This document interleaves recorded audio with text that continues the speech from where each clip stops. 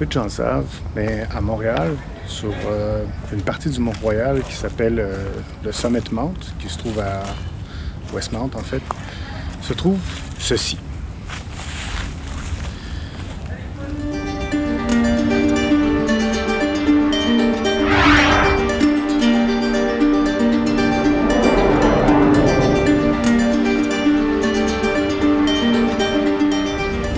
Ça, c'est les vestiges de où se trouvait l'antenne, d'où a été diffusée la première émission de radio de façon continue au monde.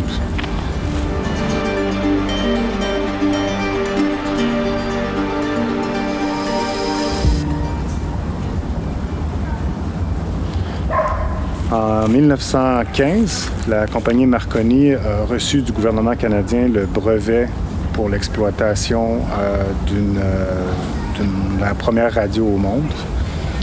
C'est en 1900, la compagnie s'appelait WXA, je crois. Et ça a été en opération en 1921-1922. Cette compagnie-là est devenue, avec le temps, CFCF, la compagnie qu'on connaît bien.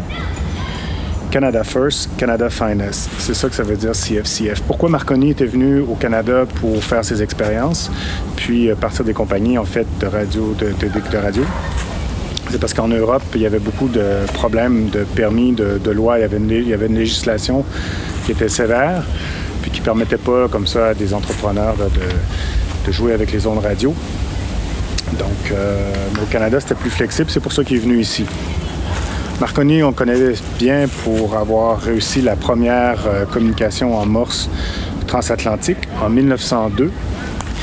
Mais ce qu'on ne sait pas, par contre, qu'on sait moins, et ce qui est assez intéressant de savoir pour nous, Canadiens, Québécois, là, c'est que la première personne au monde qui a réussi une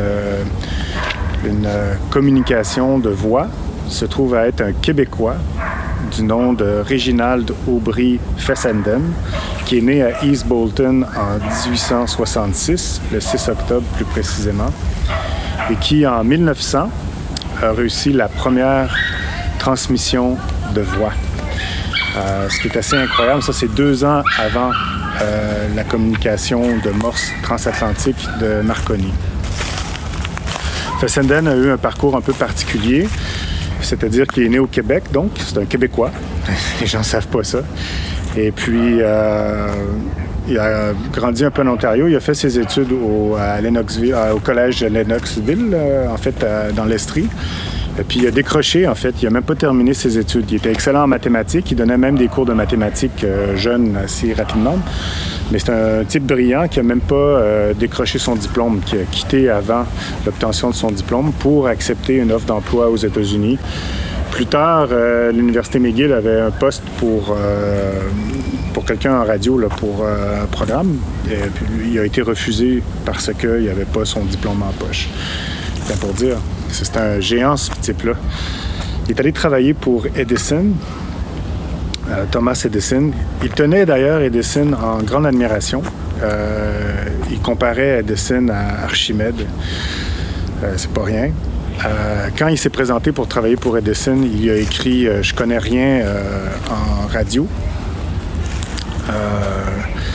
mais j'apprends vite ». Edison lui a répondu « J'ai beaucoup de gens déjà qui connaissaient rien en radio qui travaillent pour moi ».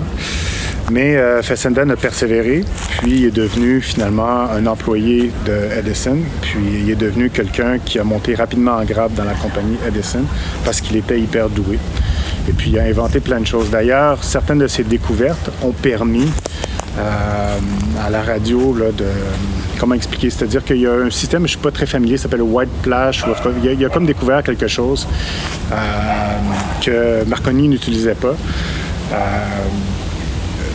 C'est un peu comme l'espèce de débat entre le courant alternatif et le courant direct là, que Tesla puis Edison avait. Tesla avait raison avec l'alternatif, puis Edison avait tort avec le courant direct. Mais lui, Fessenden, c'est un peu la même chose dans son domaine au niveau de transmission radio. Il y avait, excusez-moi les détails techniques, je ne suis pas un expert, mais finalement, on est revenu à ce que Fessenden préconisait 20 ans après avoir erré avec l'autre système. Donc, en gros, c'est ça. Tiens, j'ai un petit chien qui vient me voir, je peux vous le montrer. Oh, le petit chien, le petit chien, le petit chien, le petit chien. Il n'est pas très très gentil. Qu'est-ce que t'as, Benji? Bref, pour revenir à Fessenden, en 1906, il aurait émis le premier programme radio.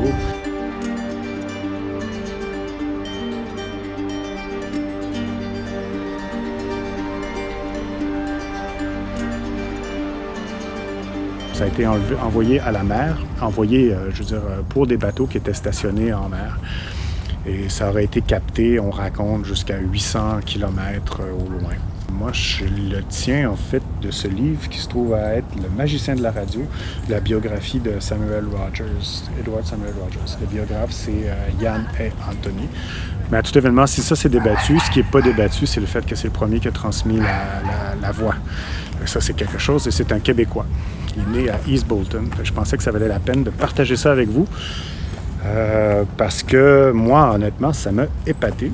Et puis, je pense que dans notre histoire, il y a beaucoup de gens comme ça qui sont des précurseurs, des pionniers, des géants, quoi, qu'on ignore. Parce que c'est vrai qu'on ignore souvent notre histoire ici au Québec. On connaît bien nos joueurs de hockey, mais on ne connaît pas trop notre histoire. Ça peut être un gros problème pour un peuple. Donc, il faut connaître notre histoire.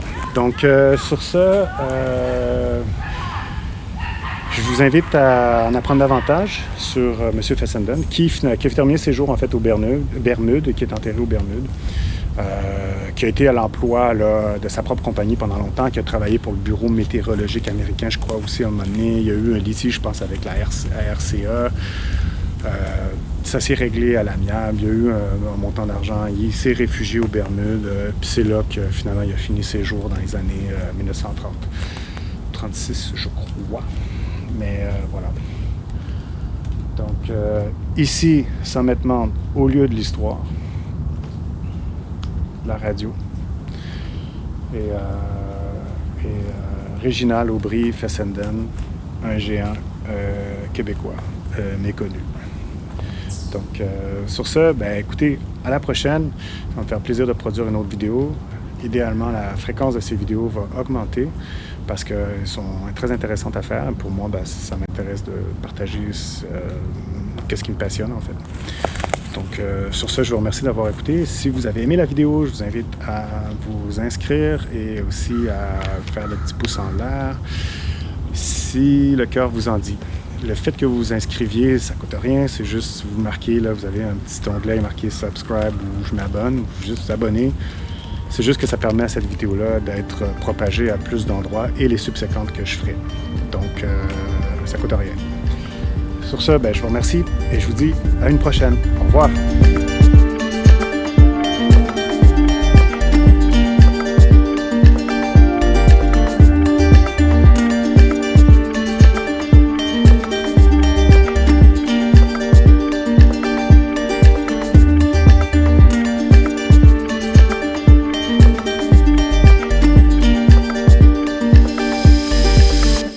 1, 2, 3, 4. Neige-t-il où vous êtes? Monsieur Thiessen? Si oui, télégraphiez-moi pour m'en informer. Voici les premières paroles qui n'ont jamais été prononcées par voie de radio. Incroyable. 1, 2, 3, 4.